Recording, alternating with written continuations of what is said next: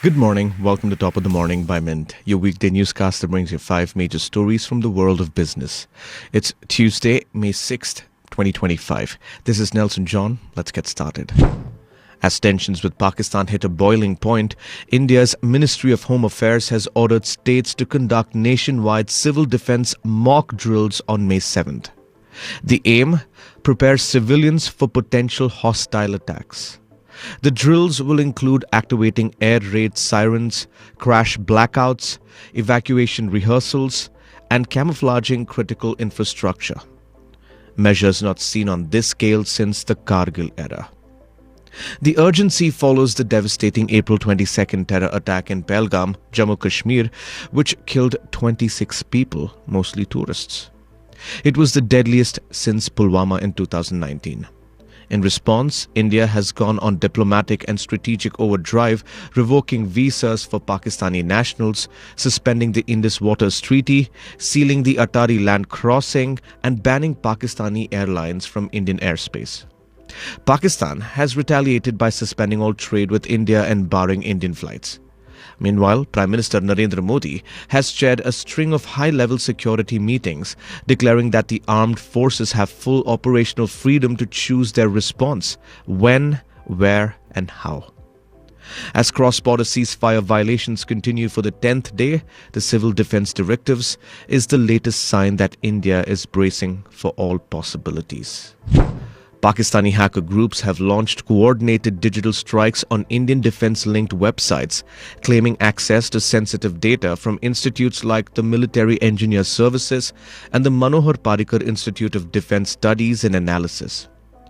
One X-handle, Pakistan Cyber Force, alleged that it accessed 10 GB of user data from the defense think tank's site. But the institute's senior management has strongly denied any such breach. Meanwhile, hackers reportedly attempted to deface the website of Armored Vehicle Nigam Limited, prompting authorities to take it offline for a detailed security audit.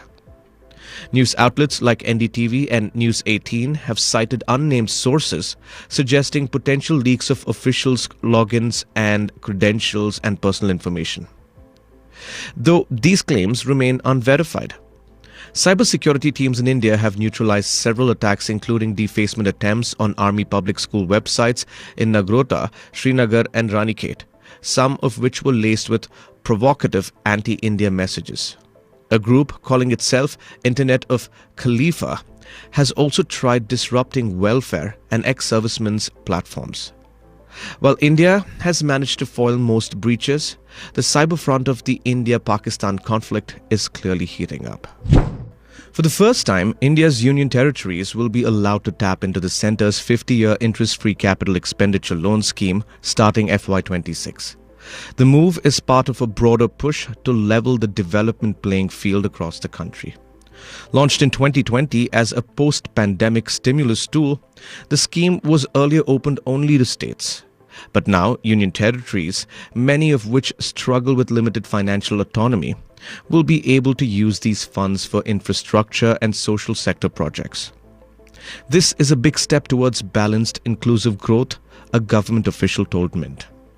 The government has allocated 1.5 trillion rupees for FY26, the same as FY25. About 60% of the funds will be unconditional or untied to infrastructure, while 40% will depend on reforms that states and union territories must implement.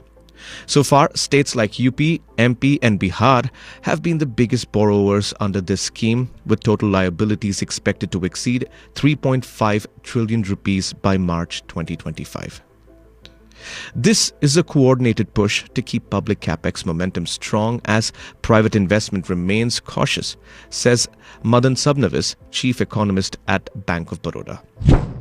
India's hospitality giant Indian Hotels Company Limited IHCL is turning up the heat in FY26 with an ambitious 1,200 crore rupee investment plan.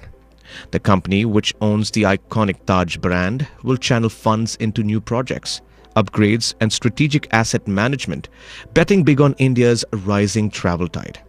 After clocking in a 53% jump in net profit to 2,038 crore rupees in FY25, CEO Puneet Chhatwal is looking to keep the momentum going. The growth trajectory is clear. Leisure, business, foreign tourists, social events, all cylinders are firing, the company noted. IHCL plans to open 30 new hotels this year, riding high on both same-store sales and new ventures. Over 95% of recent hotel signings follow an asset-light model, boosting margins while keeping risk low. Taj Sats, now a fully owned catering arm, contributed a healthy 716 crore rupees to the kitty. Even with minor investment impairments, the overall picture looks strong. With room rates expected to cross 10,000 rupees and occupancy rising to 70% by 2026. India's hotel scene is booming, and IHCL wants a larger slice of that pie. The Taj may be old, but its ambitions are very new age. In one of the biggest footwear shakeups of the year, Skechers has agreed to be acquired by private equity powerhouse 3G Capital in a $9.4 billion deal. This move comes as shoemakers brace for new tariffs under President Trump's trade policies. The all-cash offer values Skechers at $63 a share, a 30% premium over its recent trading average. Alternatively, shareholders can opt for a $57 in cash and stake in a newly formed private entity that will parent Skechers post the deal. The acquisition is set to close by Q3 this year. Shares of Skechers surged nearly 25% following the announcement, trading just shy of the offer price at $61.90 in early market action. Despite record revenues of $9 billion in FY24 and $640 million in net earnings, Skechers, like others in the sector, is staring at geopolitical headwinds. Currently, China contributes 15% to its revenue. CEO Robert Greenberg and his leadership team will stay on, with headquarters remaining in Manhattan Beach, California.